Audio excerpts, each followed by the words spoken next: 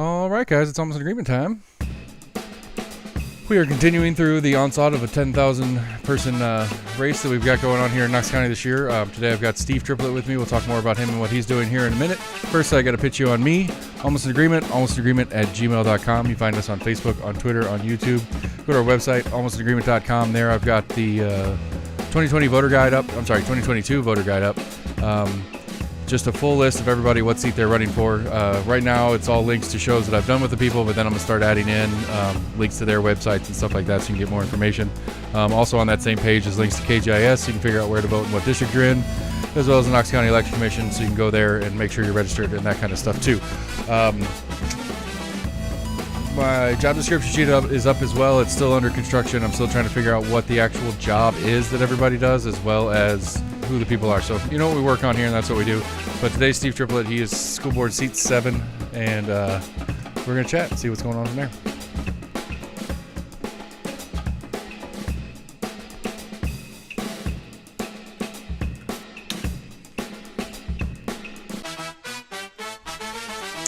Steve Triplett, everybody. Here we go. Steve, how are you? I'm doing well. How you doing? There's too many Steves in my life. Are there? You're going to make it more complicated. There's like 5 Steves running between all the different races we've got going on to boot. All right, so it's first time I've met you. It's the first time we've done a show. Give me the last 20 years of Steve Triplett, like what you do, where you come from, that kind of stuff, and then we'll talk about where this run of politics comes from. Sure. Born and raised in Ohio, so Cleveland, Ohio, and moved south after high school. Like any self-respecting person should. That's it. Absolutely. Get out of the great snow and the Antarctica up there. That's what my wife said. So. I mean, I'm from Wisconsin, so you understand all I'm that. a little further than you. Yeah. Yeah, you're farther north. But moved south. Actually attended Crown College here in District 7, and met my wife and married and graduated college and stayed there and worked on staff for a little while at the church. After that, spent several years in school administration, actually, about 8 years as a school administrator, and then Here in Knox County? no, not Knox County, back in the Great White North. Okay, check. And then after that, I kind of began my Chick-fil-A career, which is where I am currently. Okay, Chick-fil-A is good stuff. It is. Like we were making fun. We had a whole conversation about that this weekend because we do a Saturday night takeout, so we rotate through the family who gets to pick takeout. The little one picked McDonald's. And it's like, okay. Got them McDonald's and got myself Chick-fil-A on the way home. That's good. I should have brought some. yeah. I mean, I had Dylan early yesterday, and he's trying to bribe me with whiskey, and it all wins for me. So anything wins. yeah. Right? You're like, sure, I'll take a bribe. It's not. Yeah, my ethics are low. That's it. Okay, so school history stuff like that. So why are we running for office now? Yeah. So I spent most of my life in direct service of young people. Youth director at the church when I graduated college. Number of years as school administrator. Obviously, that's very much in the direct service of young people. One spiritual, the other really more academic, and kind of seeing the value of that. And then really the last 7 or 8 years here in Knox County as working at Chick-fil-A, I have worked with, interviewed thousands of Knox County students, over the course of time, and then worked with hundreds of them over various times throughout the last 7 or 8 years. And Chick-fil-A is quite famous for their philanthropic and their stuff that they do in the communities intentionally. Sure. And I assume management has to deal with the actual nuts and bolts of getting those different programs going. Sure, absolutely. And I really enjoyed working with the young people. We have some really great ones. I think we hire some of the best. I'm biased, of course, but I think we hire some of the best. But I've seen some of the struggles they have, filling out scholarship applications. Chick-fil-A does a number of scholarships, and just some of the things that they struggle with. And I've often thought I wish I could have the opportunity to make an impact in their life before they get to me, before they're 15, 16, and make an application for their first job. And thought, what could I do to do that? And so Patty decided not to run. That's in our district, and I felt like this was an opportunity to make that impact. Yeah, Patty's on one of the short lists of current school board members I haven't had on, so I probably should hit her up for some of the job description stuff, since she's going to be a less biased opinion than who is seeking the job. It doesn't help or hurt her, right? Right. Because, again, that's one of the things for me that I think has been the most eye-opening in the process. Like trying to figure out who has what authority where. Because I always make fun of one of the running jokes, I guess, that everything falls at the mayor's feet, just like nationally everything falls at the president's feet. And it's like, well, let's get down to actually understanding this. Where do these different responsibilities lie? Does the mayor have anything to do with schools? Not really, but we like to blame him for stuff. And if we're gonna, like, I'm a firm believer. Let's call people out. Let's hold them to the fire, whatever term we want to use for it. But let's be accurate in it. And I think that really blew up for me in the last couple of years through all this crazy pandemic stuff and the Board of Health thing and all this stuff that was going on in commission. Because I made the mistake of trying to go down to one of those commission meetings, ended up being 7 hours. Yeah, and I'm sitting there and I'm listening to everybody, and everybody has their right to speak and take the floor in a public forum setting and stuff like that. But I'm sitting there listening to it, and I'm like, this is not the commission's duty. They don't have the authority to fix this. And so really, who are we talking to, and to what end? And again, it's like, it's not trying to say people shouldn't talk, but I think one of the problems that we have as a community is we don't know who to talk to. And so that's been a great exploration for me. Okay, but so you've always been looking for something, some way to do more, to be more impactful to the kids that you get to meet through Chick-fil-A and stuff like that. But why? I guess it makes sense that school board makes sense on that one, on the direct end, but why now? Like, what was it now that made sense for this run? I mean, you did mention that Patty's not running, but like with everything that's been going on recently, is there some specific event or anything like that that really pushed you to it? No, we've really been, my wife and I have really been looking for an opportunity to serve in a greater way. My son graduated high school last year and 2 years ago, and was heavily involved in sports. Halls or Powell? He actually went to Berean. Okay. And when he graduated, he was heavily involved in athletics, and it was most of our days, evenings. I mean, that was where we spent our time, right? You understand, kids in athletics. And so I didn't have a lot of time. And when he graduated, we've really been looking for an opportunity and a way to serve our community better, just because we now have a little extra time on our hands. Right. And my daughter's just not something that she's involved in athletically, and so doesn't occupy that kind of time. And we really were looking for an opportunity, whether that was through our church or some other method. And I've always had an interest in education, obviously with the years serving as an administrator, and then working really with the young people. And we've talked often about the kids that I work with and some of the struggles they have academically, and thinking, man, I wish I could make an impact. And so it all just kind of came together at the right time. Patty decided not to run, and it all just fit. Oldest graduates, that kind of stuff gets out of the way, so the room opens. Sure. For you to have time to do it, and okay. So I pulled up your website here. The people watching can't see it, but you and I can. Sure. Yeah, I do have it up there. So you have a priorities list here. I'm not going to read it for you. You already know what it is. But so like of these priorities, let's break it down. Let's see what's on here and expand upon them. So I guess I will read it. You always put students first and stand with Knox County families. Every child in Knox County deserves to attend a great school. Some of our years are missing that mark, and we need more accountability. I'm running to improve literacy, empower families, and hold schools accountable for preparing our kids for bright futures. It's a lot of stuff. Let me think here. So every child in Knox County deserves to attend a great school. So I guess we could start on that one. So what is, like, I guess one of the things for me too is like, what's the metric? Like, I know we have, the Realtors Association puts out metrics for how the schools rate and stuff like that. But for you, what is the metric for a great school? Yeah, I think we've got to look at one of the things we're doing in this Ford NGL program. I don't know how much you know about that next generation of learning that they're working on, kind of reimagining the high school model here. Heard a little bit about it, yeah. Yeah, here in Knox County. And one of the things they're looking at is the profile of a graduate and kind of where we end up. So I think that's part of it. I also think we have a metric in testing, and I think there's some challenges with that, and some folks really have some concern around that. But I do think it's a metric that we can look to.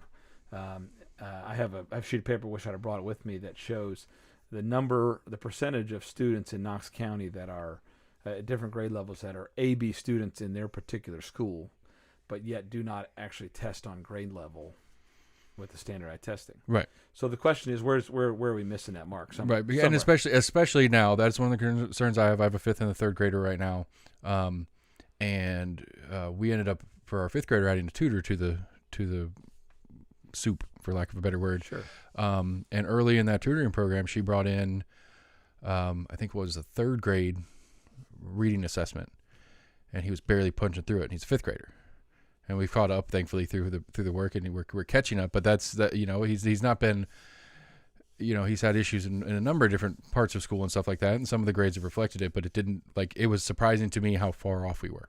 Like I didn't feel like the grading part to me didn't show that he was as far behind as the reality of that assessment. And I've heard this from a number of different people in a number of different levels of yeah, we're passing kids, but they're not hitting their marks. Sure. So what's going on with that? And I do think that's a valid question, and that is one of those that I don't know. Like, okay, so transparency being one of the things, like saying, how do we make that a transparent issue so parents are more can understand better? Because I think one thing that I think we have an overarching issue in part of this election too is I think that vouchers are on the ballot indirectly. At least that's what it feels like to me. And so we can talk a little bit about vouchers too, but there's the kind of two animals at play at the same time, I suppose, where we have this kind of push to get away from public schools because we're even saying it now that there's a failure going on in these public schools.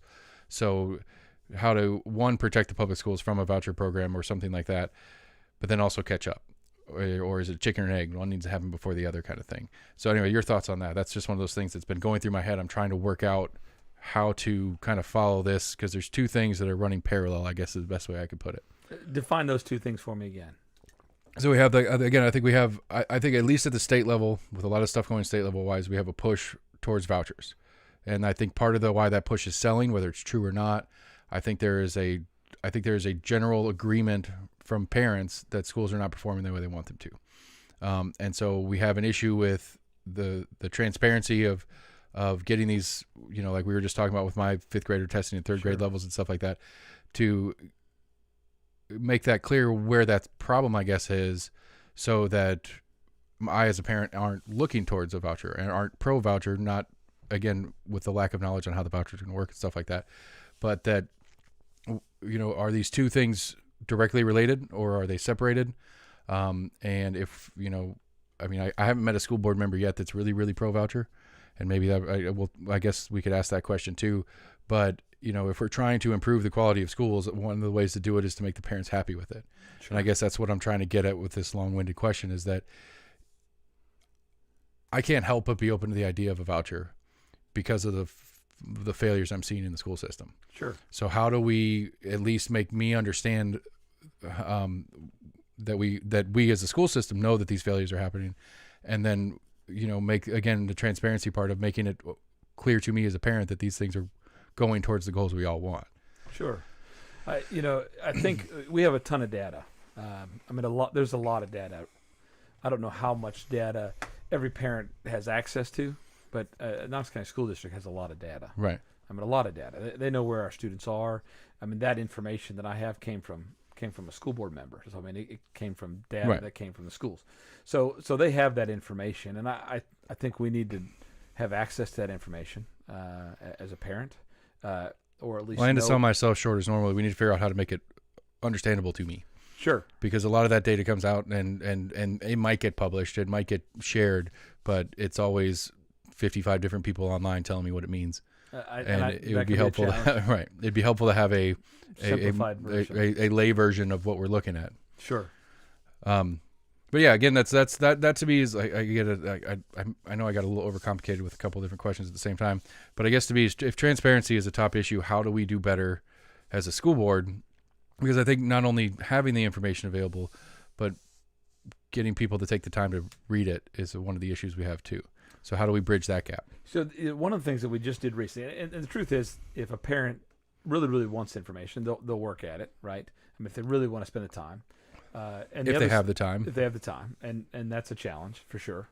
The other side of that is we need to find any avenue we can to give that information out. So recently they started, and they've only done it 2 or 3 times in the school board during meetings, but they started a data spotlight, which I thought was great. It just gave out some information. Now, I think we need to figure out from an accountability side what we do with that information. Right. You give me the data. Okay, so what are we going to change as a result of that data? What's going to happen in 8th grade middle school, at Halls on Monday because of what we read here? Something may or may not need to change because of it. But so I think we've got to give that data out. I think a school board meeting is a good avenue to share that data and discuss that data and discuss ways to improve whatever is lacking based on what we're seeing in the data.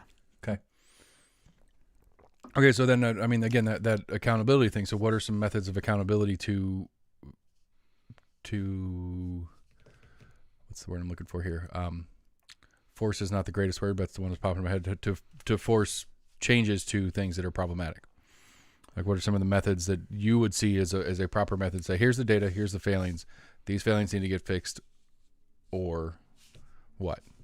Well, I think you take the data, and what we normally get with the data is a broad picture, right? We get this massively large picture of, what it looks like across all of Knox County, right? Right. Well, that's too big, right? The paper I have at home lists it by school. Right. So that narrows it down. So is it my school? I mean, is it 40% of the students that are in my 5th grade class down the road here that are in AB students but are not testing on grade level? Right. Well, that's a concern. So then I dive even further into that data. Is it my class? I mean, is it the teacher in my class? And then where's the failure in that? Then I think you have to look back on that data to figure out where the failure is. I think it ultimately ends up really working our way through the superintendent. I think we got to hold him accountable, he or she, whoever that happens to be. Going forward, we'll find some. We don't know yet. We'll get some names tonight, right, and see what that is. But I think it starts there and working that way through each leader in Knox in the central office, and then them holding all the way down to the teacher level.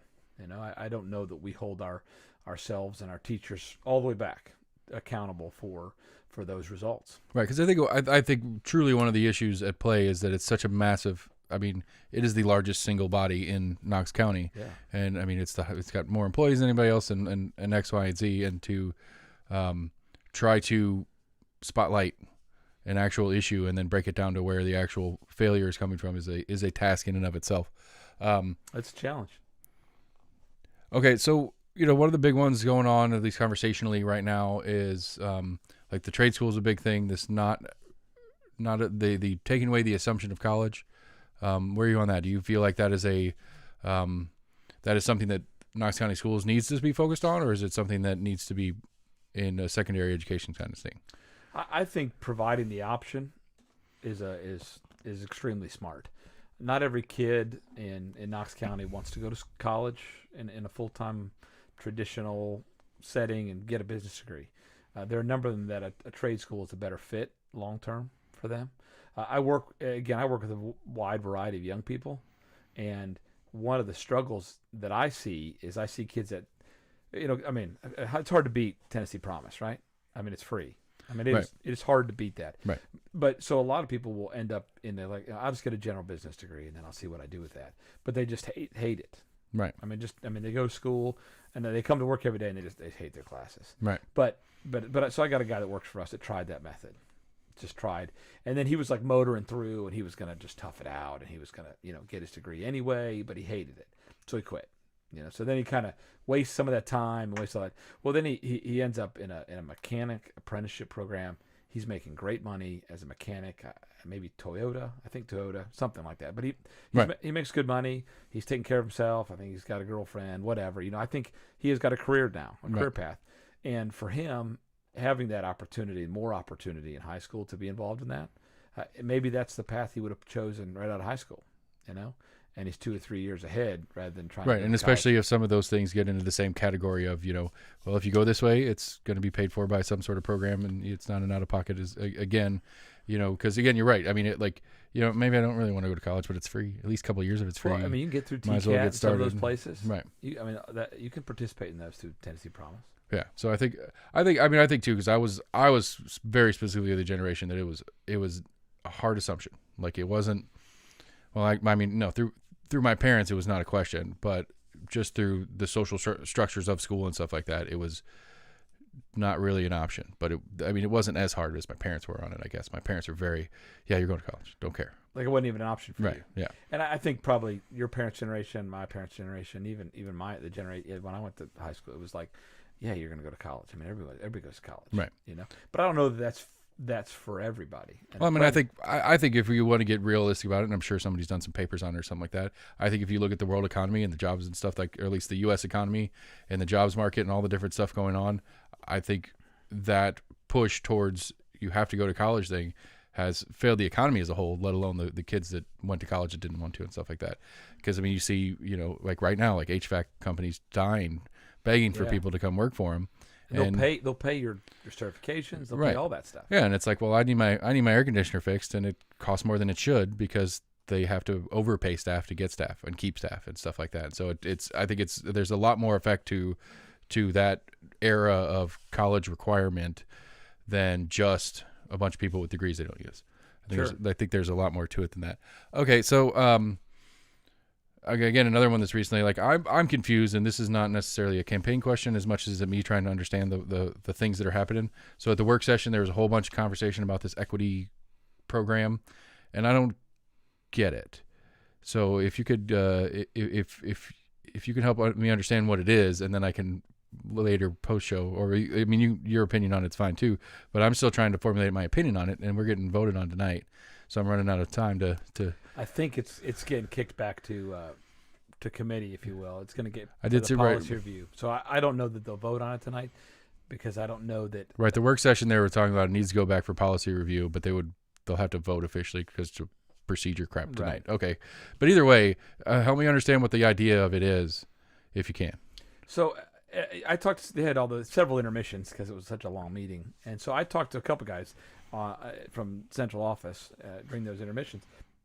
And I said, so several folks that I spoke with felt as though, we have a number of avenues where we are already involved in trying to raise disparaging between, the races and making sure that gap is closed educationally, that they're doing a bunch of, the economically challenged and trying to raise the level of education and the results for those young people. So it's in the strategic plan. I mean, it is that whole policy that they're trying to put together is filtered and flows through really everything they do.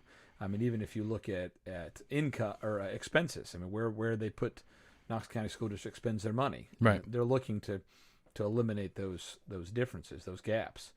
So I'm not 100% sure, and even Jennifer even mentioned, she's like, I don't even know that we have this word defined correctly, right? And a lawyer kind of gave his legal definition as to how that would play out in court if you use that phrase. Right. So I'm not 100% sure, and I think that's why it's going to go back to policy, because I'm not sure they're 100% sure what that looks like and what they're trying to accomplish with that. Right, because for me it feels like it's one of those, like you said, because I mean I've had a number of school members in here already, and I know that was one of Bob Thomas's things. Like that was his thing to try to, like, that was what he was supposedly trying to build, and whether that's why he's getting fired because he didn't do a good job or not, I don't know.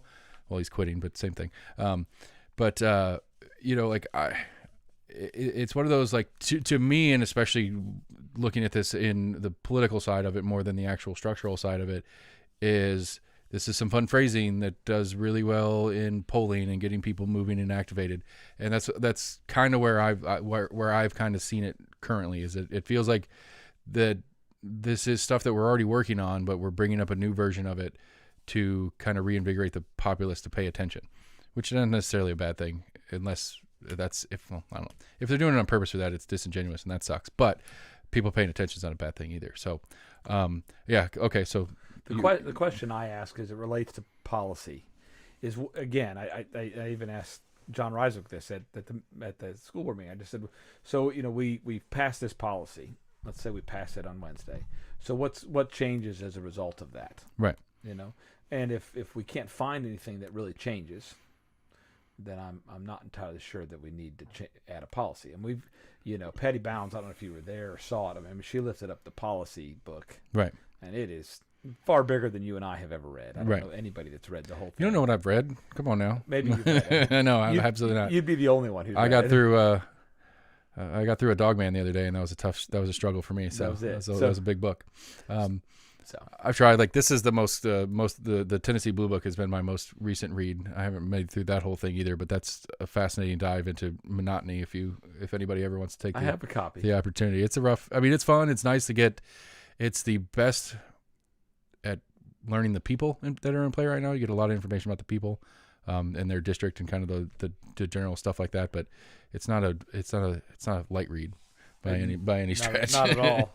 But it's fun to have, and I appreciate having it around. And shout out to Eddie Manis for sending it to me. okay, because again, like this is one of the things I really struggle with in the thing, because like it's curriculum set, more or less. You know, the board doesn't really get to do curriculum changes. They get to adjust how we teach said curriculum, but it's not curriculum changes. One of the things that's kind of come to my attention that I think that the board has a ton of control over that is undercovered as far as discussion is security issues.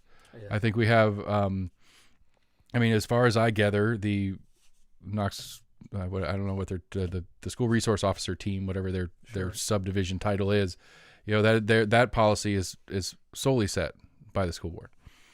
And I think that's one that over the last couple of years we've had some questions on, and I don't hear a lot of actual policy talk on correcting some of these issues. Is there anything that you've seen that's already happening, or that you could see that could be added to that subsection of the schools that we could do something with? Well, one of the things that was recently passed statewide was funding for schools that did not have a school resource officer program, school districts. So this was more counties getting stuff that we're not going to get. Check. So I think part of the deal is, you know, some of our folks that are in the state legislature, you know, I would love to see us get that same funding. Right. I'm not sure why we wouldn't get it, just because we chose to spend the money earlier. Right. Because we felt it was valuable for us. And maybe it's the size of the district and that kind of thing that also adds the level of need for it. But I'm not sure why we don't have that funding. Right. I think that takes us off the specific topic into the broad spectrum of the funding formula and how that whole thing works, and how just because we have more populace, we get less back. Sure. And like again, I think Ron said the best stat. Oh, what was it? Oh, I gotta pull that one back up. But it's something like we have like 6% of the total school population in the state of Tennessee, and we get like 3.5% of the state budget or something like that. Like we get a significant percentage less than we have percentage students, which just seems, I don't know, just. Did he quote that in the last podcast? The last time I had him, it's been a while. I'll have to look him up. Yeah, it's the most digestible way I've heard it described as far as how our funding from the state works. And that's just state funding. That's not including what the county puts back in. Because again, that's a whole other series of questions that goes to pretty much everybody I'm talking to now is, you know, I'm not a fan of the idea that funding fixes. Like, I don't think that's the blanket statement of more money, less problems is not one that I agree with. But I also acknowledge that if you really look at it, especially the couple shows I've done with Ron talking about budgets and talking about money in the schools, we continually don't have enough to do what we're trying to do. And as little as the school board has direct influence on that, they do have the ability to push on that. And I don't know, like I made the joke is instead of hiring an administrator, like a longtime principal or something like that to be our superintendent, we need to get a lawyer and just repeatedly sue the state for us to get us the money that we believe we owe. Because again, my understanding of the BEP formula, which I don't have a mathematics degree, but I'm close, is that in recent years, we're getting even less than what we were supposed to be promised by the formula. And there seems to be no method to fix that, or at least no energy to fix that by the current school board. And I don't know how to address that issue, or if that's something worth addressing. I've heard that as well, and I often wonder where we are on that. That would be something that is probably, if it is in litigation somewhere, is for the executive session with the lawyer chit-chatting with the school board and finding out. And I would love to find out where that's at. I think that'd be, I don't know why anybody doesn't, like why that isn't the number one top thing on the school board's website or something like that, and what's going on with that. Because I think it's important to know what we're working with, like so we can consistently understand the budget that we have. Because I think we do there. I think it's going to be a broader conversation with the mayors and the commission races in whether or not a property tax increase is appropriate, and whether or not if we do a property tax increase, if some of that's going to go to the schools, or if it's all infrastructure or stuff like that. But how we balance those things is one of the questions I've had for a lot of people going on as far as these campaigns go. Because I think that I at least to me as a voter, those are issues that, you know, I'm not a big fan of taxes. I don't want to pay taxes. But nobody should, right? I'm also perfectly okay if I could see it. Like if I feel like, okay, fine, I'm paying another $500 a year in property tax or something like that. But I see, you know, schools that actually have enough classrooms and chairs to hold all their kids instead of everybody being in mobile homes in the backyard of the school and stuff like that. Yes. I mean, Hardin Valley is 5 years old and it's already like 30% over capacity or something crazy like that. Something in the vicinity. Yeah, yes. and so like it seems like this is at least in my experience in Knox County that we're always chasing. We can never get ahead in any of these kind of conversations. And again, this is the exploration of the show, is I'm trying to figure out who the right person to talk to about it. How do we make those? How do we start being really truly proactive instead of reactive to everything that's happening to us? They are, this county is doing this plan for everything, right? Waterways all the way through. I don't know if you've followed any of that. A little bit. I'm trying to read another book of stuff. That 30-year plan is another massive thing to try to read. And I guess we haven't looked at ours for 20 some odd years. Yeah. They came in, because obviously schools are a part of that. Yeah. And so they were at this board meeting, I guess Monday. Yeah, I guess they were at that one. Mm-hmm. And talked a little bit about it. Mayor Jacobs kind of introduced the group that's heading that project up. And so I do think that it's time to visit that. It's way past time to visit that and kind of see where's our growth happening. I mean, we're getting a lot of people moving to this area, and I'm sure you have met and seen and talked to and all of that. I've hired a bunch, right? Of kids from all over the country that have moved here. So I feel like that plan needs to be figured out, so you can figure out where are we growing, where are houses going to be built, where are people moving to, and what that looks like for the school district. Yeah, for sure. I think it's one of those that this goes back to that engagement thing earlier. I think we as a populace have gotten super disengaged with local politics, and so I mean, we could have already it could have been a great 30-year plan that we've been working in, but we just don't know it. Nobody knows about it. And so having a whole conversation about changing and updating it, which, follows logic, but I don't know, was there something we just don't know. And I think that's one of the most frustrating things to me. And I was guilty of it as the next person, is that I was completely disengaged for probably a solid 15 years of my adult life.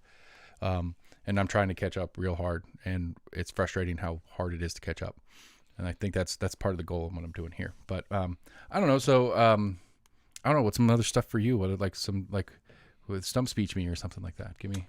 If I had to pick, my slogan, my line is stands with families, and so my challenge is in what I do is really to filter, really everything that I do through, and every decision I make, and the emphasis I place as I have opportunity to meet with folks that work in the district office or initiatives that I want to be involved in, really is what is going to be the benefit for the students. I mean, where and I would hope that everybody on the school board has that desire, but that's the focus. It's just we're making these decisions. Okay, so how's that going to affect your kid in 5th grade at Rocky Hill? I mean, what's going to change as a result of that? Right. And so that's really my focus. I think students should attend a great school. I think parents should have the opportunity and the ability to hold their teachers all the way through to the school board accountable for how their child is educated.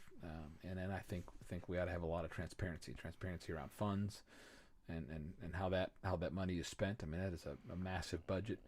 Transparency around what is taught and how it's taught, and that parents have the right to know and to speak to what. Yeah, because new math sucks. I can certainly appreciate it. I mean, I don't mind. I'm okay with the premise or whatever. It's just like there's the tinfoil hat version of me sees the kids come home with new math, and it's like, this is an attempt for me not to be able to help. I'm perfectly good at doing math, and I would love to help my kids with this math, but I can't because I don't know the method. And so it's like, yeah, 10 plus 10 is 20, and I can do that my way in my head instantaneously, but I can't explain it that way because that's not the way they're trying to get taught. And again, I don't necessarily mind it. I would love to have some sort of I would love for the county to put a parent course together, just a little quick tiny parent course, do it as a YouTube video or something like that. Teach me how to do new math so that I can help my kid learn it, because I think that's one of the things that I've struggled with as a parent, and I'm not great at it as a parent either, but I've struggled with the parent is trying to be the assistant teacher with a bunch of stuff that I don't know how to teach. I know how to do some of it, but I don't know the way that we're doing it now. And that's frustrating as a parent, and I don't know how to necessarily fix that because the new method may be better. I just don't know it. And then the other one, probably my chief complaint, I don't know if it's my chief complaint. The parent to school communication system sucks. It drives me crazy. On a given year, right now my kids are at the same school, but on a given year I'll have teachers use 2 or 3 different apps for their classroom. Then I'll have the principal on emails, and I get the school district on an email or a phone call. And so it ends up being a race to figure out which method to communicate with the right person is. And I know it's 2022. I know there's a better way we could do this that's more efficient for me as a parent, because I already have enough things going on to spend 15 minutes trying to figure out which method. Like we had my youngest, it's Valentine's Day stuff or whatever, and my eldest, the teacher was proactive. She sent home a class list. The other one didn't. And so I was like, how do I contact her? How do I get a hold of her to ask her a question about this thing? And eventually I figured it out. It's just like that kind of stuff drives me crazy. And that's one of those things I think as much as I like the schools to have a little bit of autonomy to do their own, especially next year when I have them in the middle and an elementary school. So I've got I have a whole nother set of schools, and then we get middle schools, which have like 6 teachers a day or whatever, instead of the 2 that they have now. I'm scared to death of how hard it's going to be to keep up with communication with my kids' teachers in the years coming. So that's a complaint that I have as a constituent for you. I can certainly appreciate that. One of the things that struck me is when COVID and the masks and the kids who didn't wear masks and some of that whole drama took place, how different each school handled it. Right. And I thought to myself, why couldn't we, at least be consistent in it? If it's put them in a room and they get assignments, then everybody gets in a room and everybody gets assignments. Or if it's that they send them home, whatever it is. But you'd hear, like I heard parents complain and very upset about how their child was treated, and then the next parent would get up and be upset about the rule. But so I'm just glad my school didn't have those kind of issues, and my child was treated fine. Right. And I thought, well, why wouldn't they all treat it at least the same? And then we could adjust with the same instead of having to go school by school. That makes sense as well. And again, like I think I don't really care about the mask conversation, other than again going back to that, we don't know who to talk to, because the school board's getting yelled at about it right now, and it's out of their hands. Now, maybe they deserve the ire for the past decisions that led up to the court taking it away from them. But at the end of the day, right now, this is not a school board decision. The school board has nothing to do with it. If you want to get in Knox County, at least you got to go to the law department and their attempts to get this ruling changed or whatever. But at the end of the day, this isn't the school board's thing, and it drives me like it's one of the, like I was saying earlier, it's one of those things that drives me crazy. It's like we've got these school board meetings that are going hours and hours long, and people are complaining about a specific policy, but this one at least doesn't lay on the school board's feet. And it's like we have a lot of work to do on a lot of different things. And we understand your complaints, but that's out of our hands. And I never see that stated in that way, or at least never responded to. Maybe people just, I don't care, I'm going to take my day, and I'm going to yell at you in public because that's what I want to do.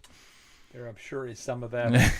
If you talk to every school board member to a person, they would be very thrilled to move beyond conversations about masks, right, and get back into really, I don't know anybody who said, man, I just love masks and pandemics. I hope I get to deal with this as a school board member. I don't know that anybody got that right. Right. I think it shows a lot of. I think it if we're going to silver lining it at all, it showed a lot of failures of the consistency, like we were talking about. It showed a lot of that, how everything's not working as a unit. It's that there's a lot of separate pieces that are kind of moving on their own, and so that is something that could be looked at in the future to maybe be repaired. And that's a balance, right?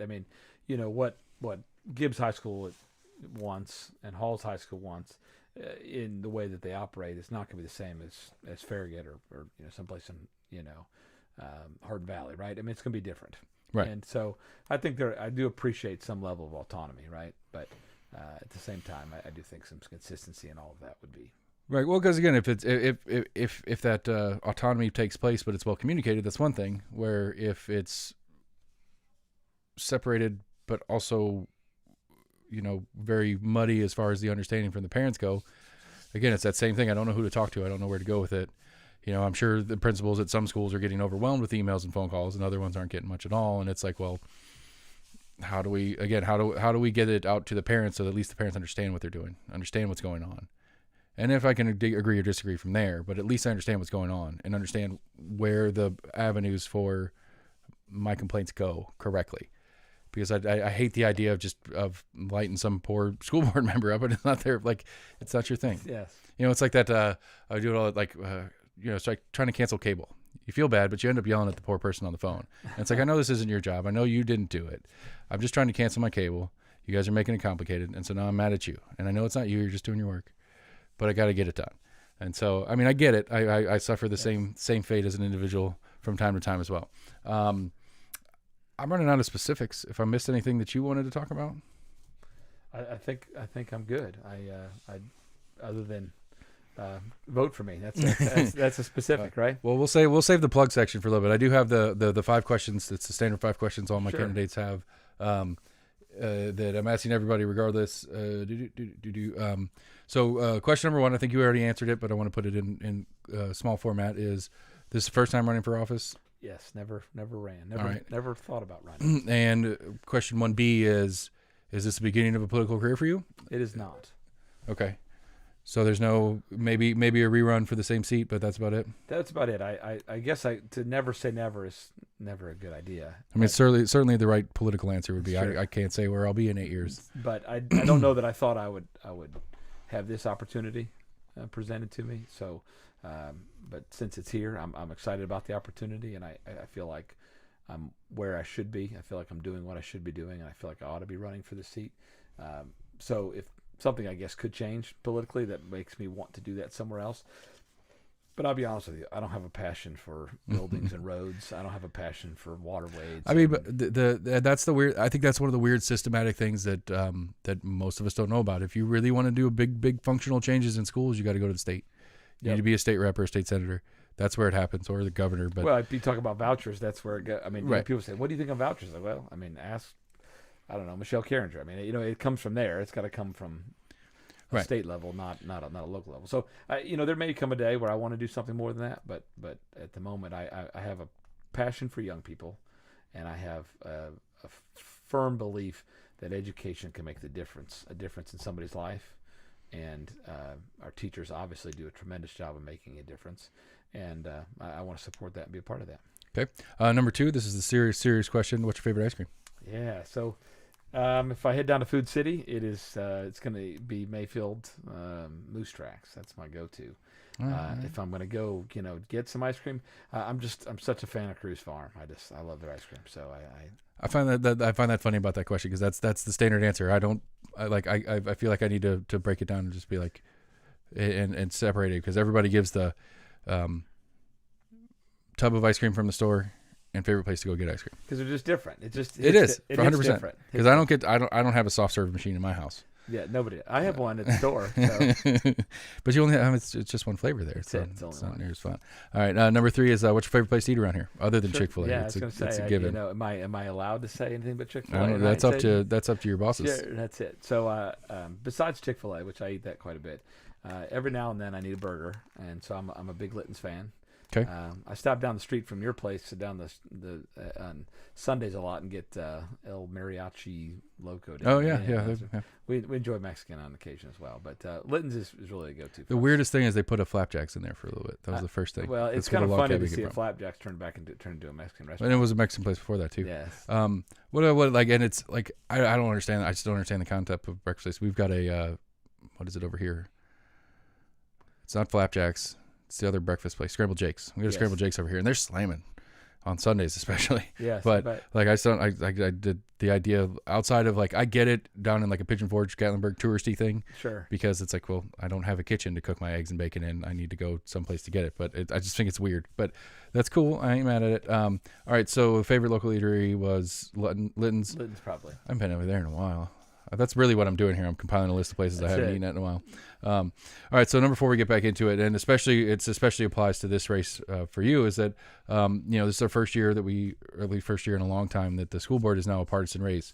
Now, do you feel as a candidate that it is beneficial for you to run in a partisan race, and then B, do you feel like it's beneficial for us, the voters, to have a partisan race?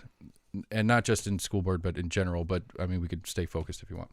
Sure, I think in both. I think I speak to both. I think the answer to that, people want to say, and I understand the concern. They want. I mean, this isn't about partisanship; it's about students, and I can agree with that. I understand that, but at the same time, it helps me know where you stand.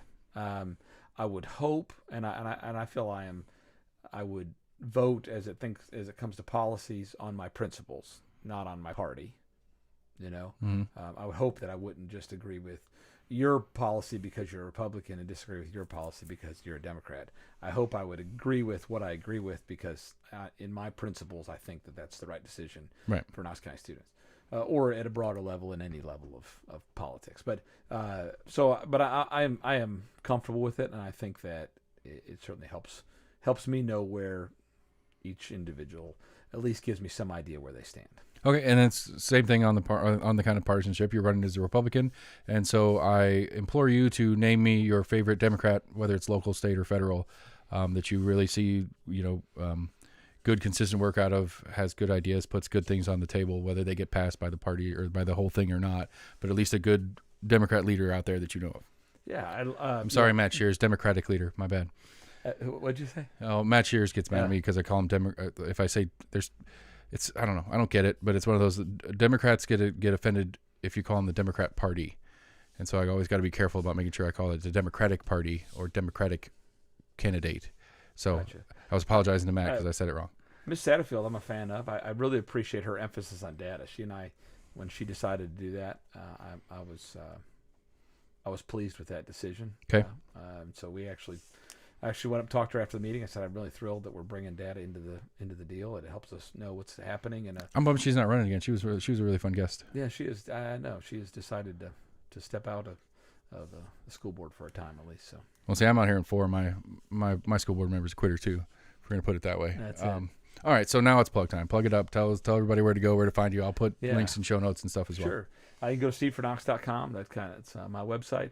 You can sign up for emails and alerts to know what's happening, what's going on, what events are taking place, and if you have an interest in helping, you can go there.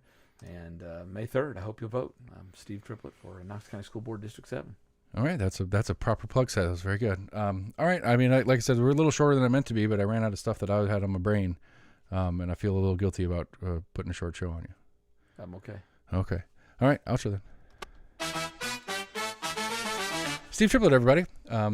School board, seat 7. That's Halls, Powell, northeast Knoxville. Like I said, you can go to our website, almostagreement.com, and go to our election guide page.